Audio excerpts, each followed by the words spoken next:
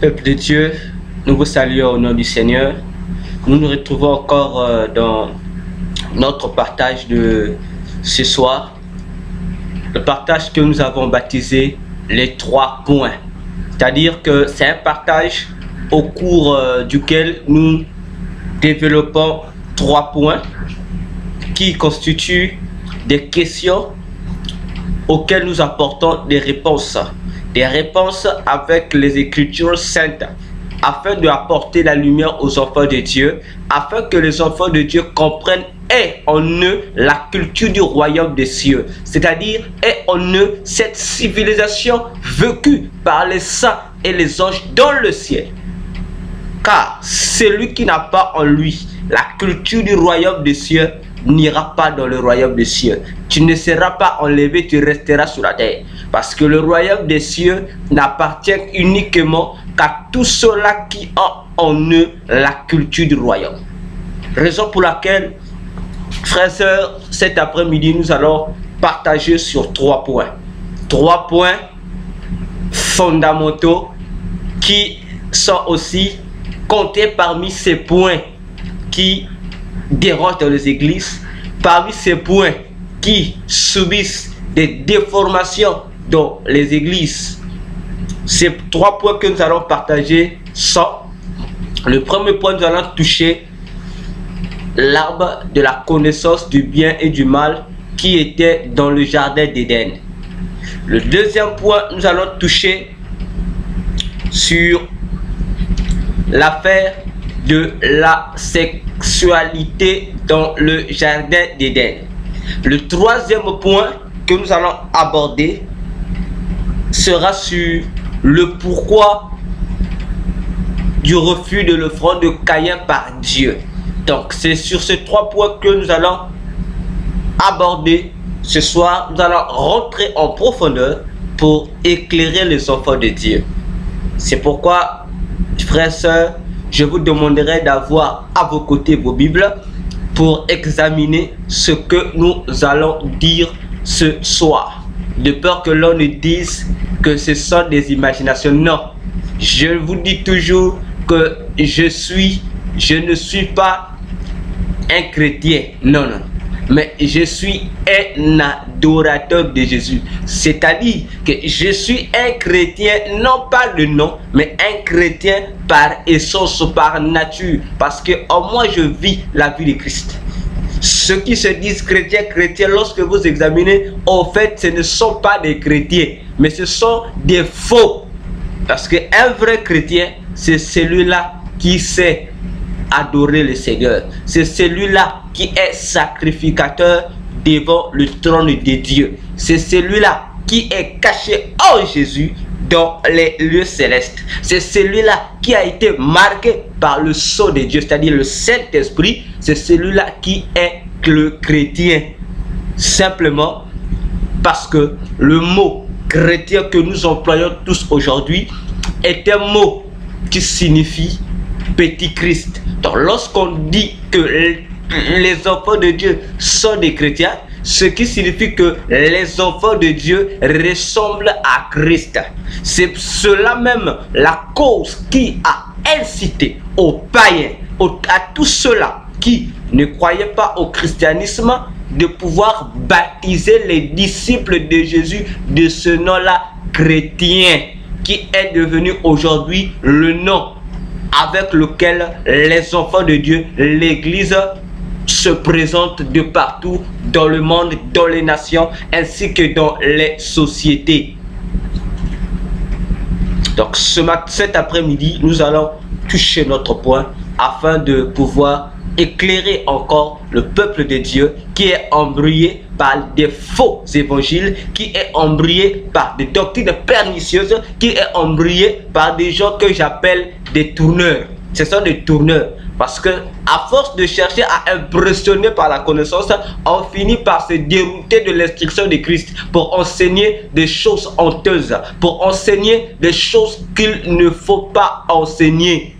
Oui, aujourd'hui, il y a des doctrines condamnables par la parole du Seigneur qui sont en train d'être pulvérisées dans les communautés chrétiennes. Je dis bien pulvériser dans les communautés chrétiennes. De la même manière que nous prenons les insecticides pour pulvériser contre les insectes, les moustiques, c'est de la même manière aussi les faux serviteurs, les tourneurs et les gens qui ne savent rien de la parole de Dieu, les gens qui ont en eux aucune notion de l'ABC de la parole de Dieu, viennent avec ces fausses doctrines en qualité d'insecticides pour pulvériser dans l'église. Donc pour ces hommes-là, ces faux serviteurs qui apportent des évangiles tordus, pour eux, l'église, les enfants de Dieu, les chrétiens sont devenus comme des insectes vers qui il faut pulvériser les insecticides afin de les tuer, soi-disant parce qu'ils sont en train de nuire. Et nous comprenons ces genres de stratégies. Car le Seigneur Jésus a dit dans Jean 10:10, le voleur ne vient que pour dérober, égorger et détruire. Voilà les trois missions fondamentales de celui que nous appelons Satan, le diable. Et lui aussi, le diable, le fait que transmettre la même mission en qualité d'héritage à tous ceux qui se réclament de lui. Parce que il y a des gens qui se réclament d'être des disciples, d'être des serviteurs et des messagers de Satan, le diable. Car cela ne tienne. Ce soir, avec l'épée de la parole de Dieu, nous allons briser toutes ces colonnes démoniaques qui sont en train de détruire l'église. Voilà, cela est notre mission. Simplement, en ce sens où le Seigneur lui-même nous a confié cette mission, cette charge d'édifier les nations. Parce qu'il a dit dans Matthieu 28, 19 à 21, que allez partout dans le monde, faites des nations mes disciples. Enseignez, dit, apprenez-les à pratiquer ce que je vous ai enseigné. Voilà là même ce que signifie le mot faire de quelqu'un un disciple de Jésus.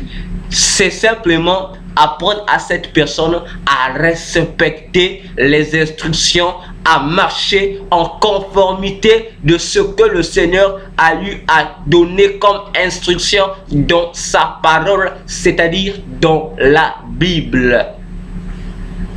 Que le Seigneur nous soutienne, nous assiste encore pendant ce temps de partage, afin que chacun de nous puisse bénéficier quelque chose de bon, que chacun de nous soit grandement édifié, parce que cela fera la joie pour nous les enfants de Dieu. Que le Seigneur nous assiste dans le nom de Jésus-Christ. Oui, chers frères et sœurs, nous allons aborder le premier point de notre partage sur l'arbre de la connaissance du bien et du mal. Avant d'entrer encore en profondeur, il sera mieux de lire Genèse 2, le verset. On va prendre du verset 8 jusqu'au verset 9. Je lis ce que l'Écriture nous dit. Genèse chapitre 2, le verset 8 jusqu'au verset 9. La Bible dit ceci. Puis l'Éternel Dieu planta un jardin en Éden, du côté de l'Orient, et il y mit l'homme qu'il avait formé. L'Éternel Dieu fit pousser du sol des arbres de toute espèce, agréables à voir et bons à manger, et l'arbre de la vie au milieu du jardin, et l'arbre de la connaissance du bien et du mal. C'est ce que le Seigneur la Bible nous présente concernant cet arbre mystérieux que nous appelons l'arbre de la connaissance du bien et du mal. Nous allons encore descendre dans le même chapitre. Nous allons prendre le verset 16 jusqu'au verset 17. La Bible dit encore ceci. L'Éternel Dieu donna cet ordre à l'homme. Tu pourras manger de tous les arbres du jardin, mais tu ne mangeras pas de l'arbre de la connaissance du bien et du mal, car le jour où tu en mangeras, tu mourras. Le jour où tu en mangeras, tu mourras. Bien-aimés, chers frères et sœurs, aujourd'hui, l'identité de l'arbre de la connaissance du bien et du mal devient un sujet aujourd'hui que plusieurs personnes sont en train de tordre le sens et la signification. À telle enseigne qu'on fait croire aux enfants de Dieu pour les uns que ce arbre-là, c'était pas physique, c'était spirituel. Il y a de ce un groupe aussi qui vient dire que ce arbre-là, ce n'était pas spirituel, c'était physique. Ça parlait, le arbre-là, c'était le pommier. Certains pensent que c'était le figuier et d'autres ajoutent même que c'était la vigne. Soi-disant que les fruits de chacun de ce arbre-là sont ces fruits-là que Dieu avait défendu à l'homme de consommer dans le jardin d'Éden. Alors, frères et chers sœurs, c'est pour, comme je l'ai dit tout à l'heure, pour vous édifier que nous voulons décortiquer ce que dit réellement la Bible au sujet de cet arbre du bien, de la connaissance du bien et du mal. Tel que nous venons de lire, Dieu a créé tout arbre. La Bible dit qu'il a créé tout et tout était bon à voir et à manger. Et l'arbre de la connaissance du bien qui était au milieu du jardin et l'arbre de la connaissance du bien et du mal qui était aussi là. D'abord, il y a un point que nous devons retenir. Ce ne sont pas tous les arbres du jardin qui étaient placés au milieu. Au milieu, la Bible est claire. Lorsque vous lisez Genèse 2, le verset 8 au verset 9, on vous fait comprendre que lorsque là où on va parler de l'arbre de la vie, on verra qu'on ajoute l'arbre de la connaissance de la vie placé au milieu. Donc c'était l'unique arbre qui était placé au milieu du jardin. Donc au milieu du jardin, il n'y avait pas deux arbres, il n'y avait qu'un seul arbre. Ça c'est le premier point. Le deuxième point, l'arbre de la connaissance du bien et du mal a été implanté par qui? Ce n'est pas Dieu qui a planté cet arbre. Faisons attention. Ce n'est pas Dieu qui a planté cet arbre. Parce que si c'était Dieu qui avait planté cet arbre de la connaissance du bien et du mal, jamais Dieu n'allait dire, recommander, interdire à l'homme d'en consommer le fruit. Alors que les autres arbres, même l'arbre de la vie, Dieu a donné l'ordre à l'homme de manger, de goûter aux fruits de cet arbre. Ce qui nous amène à comprendre que parmi tous les arbres du jardin, il y avait un arbre que le Seigneur n'avait pas planté. Je dis et je reprécise. Parmi tous les arbres du jardin, il y a eu un arbre que le Seigneur n'avait pas planté. C'était l'arbre de la connaissance du bien et du mal. Simplement parce que lorsque Dieu a commencé la création, la Bible nous démontre que Dieu n'a rien créé qui soit mauvais. Essayons un peu de repartir dans la Genèse 1 pour essayer un peu de voir la création des arbres. Et on va voir où il dit que parmi ces arbres, il y avait un défaut. Il n'y en avait pas. Prenons Genèse 1er. Genèse 1, le verset. On va prendre le verset.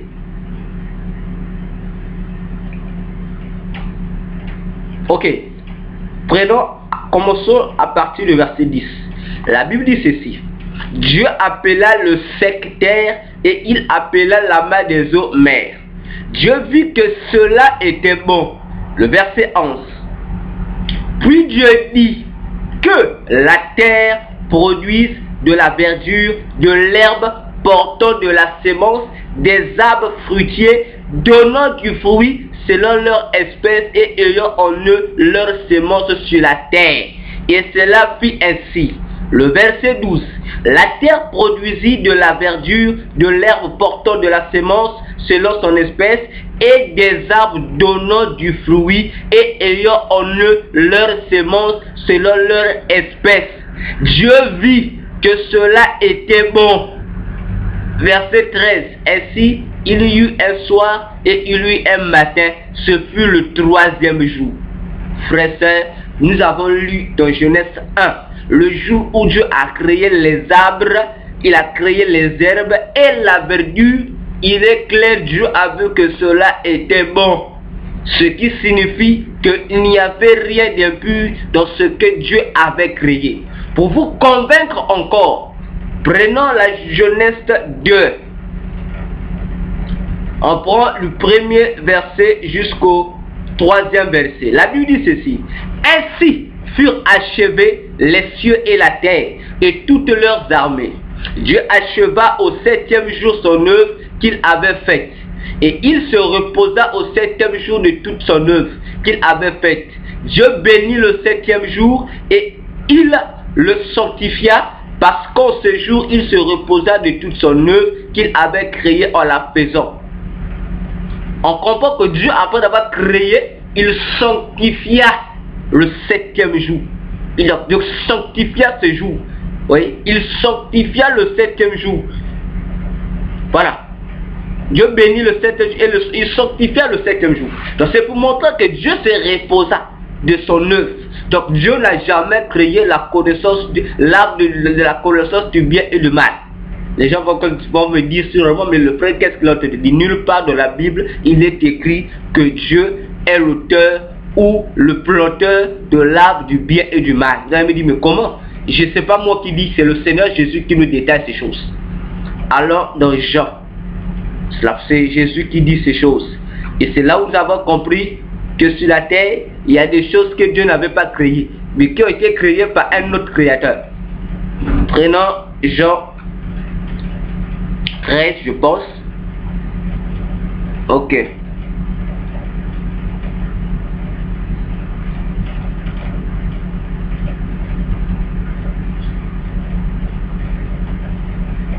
Plutôt pas Jean, excusez-moi, Matthieu.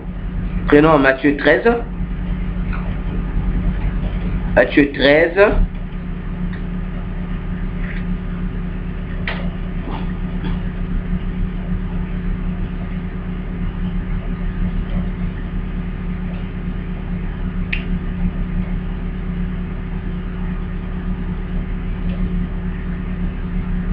Matthieu 13.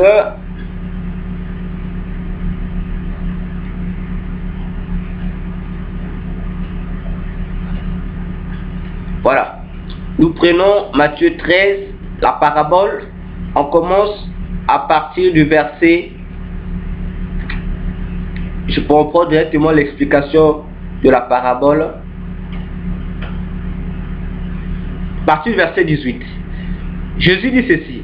Vous donc, écoutez ce que signifie la parabole du semeur. Lorsque un homme écoute la parole du royaume et ne la comprend pas, le malin vient et enlève ce qui a été semé dans son cœur. Cet homme est celui qui a reçu la sémence de leur chemin. Non, non, non. Excusez-moi, pas cette parabole. Ok. Prenons le verset 24. Il leur proposa une autre parabole. Et il leur dit, le royaume des cieux est semblable à un homme qui a semé une bonne sémence dans son champ. Retenez cela. Un homme qui a semé une bonne sémence dans son champ. Mais, pendant que les gens dormaient, son ennemi vint, sema des livrets parmi le blé et s'en alla. Lorsque l'herbe eut poussé et donné du fruit, l'ivraie parut aussi. Les serviteurs du maître de la maison vinrent lui dire, Seigneur, n'as-tu pas semé une bonne sémence dans ton champ? D'où vient donc qu'il y ait de l'ivraie? Il leur répondit, c'est un ennemi qui a fait cela. Et les serviteurs lui dirent, veux-tu que nous allons l'arracher? Non, dit-il, de peur qu'en arrachant l'ivraie, vous ne déraciniez en même temps le blé. Laissez croître ensemble l'un et l'autre jusqu'à la moisson, et à l'époque de la moisson, je dirai au moissonneur, arrachez d'abord l'ivraie et liez-la en gerbe pour la brûler, amassez le blé dans mon grenier. Voilà ce que la parabole de Jésus qui nous donne, connaissons bien cette parabole. Et si nous prenons l'explication de la parabole, prenons le verset 36 de toujours de ce même Matthieu 13. Jésus dit ceci à partir du verset 36. Alors il renvoya la foule et entra dans la maison. Ses disciples s'approchèrent de lui et dirent, explique-nous la parabole de l'ivraie du champ. Il répondit, celui qui sème la bonne sémence, c'est le Fils de l'homme. Le champ, c'est le monde. La bonne sémence, ce sont les fils du royaume. L'ivraie, ce sont les fils du malin. L'ennemi qui l'a sémé, c'est le diable.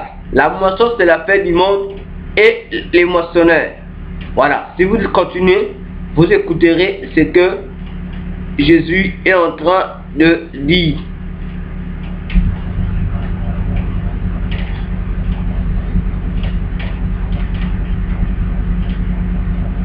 Ce passage de Jésus nous montre d'abord deux choses, deux semeurs. Ce que Jésus nous montre, les deux semeurs qui sont là. Donc Jésus nous parle de deux semeurs. Il dit qu'il y a eu quelqu'un qui a aussi planté. Pendant que Dieu a eu à planter, il y a aussi un autre planteur qui est venu planter. Et Jésus nous donne l'explication que ce que Dieu a planté, ce sont des enfants de Dieu. Mais ce que Dieu n'a pas planté, ce sont les enfants du diable.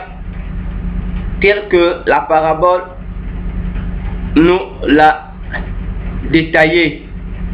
Donc ce qui déjà invite, parce qu'il y a un passage où je suis en train de chercher, où le Seigneur a clairement parlé de ces choses. Je pense que si je ne retrouve pas ça, la prochaine fois je pourrais donner ce passage où Jésus parle clairement aux gens. Il leur fait comprendre qu'il existe des plantes que Dieu n'a jamais plantées. Jésus, voilà pourquoi quelque part, un arbre, Jésus parle en termes d'arbre, parce que je ne retrouve plus le passage, sinon on allait avoir le temps de partager sur ce arbre. Donc la parabole de Matthieu 13 sur la sémence nous montre qu'il y a deux semeurs. Dieu est un semeur et le diable aussi est un semeur. Ce qui signifie que dans la maison de Dieu, il y a dans l'œuvre de Dieu, il y a aussi ce que nous appelons l'œuvre de l'ennemi, le diable. Et je pense que c'est dans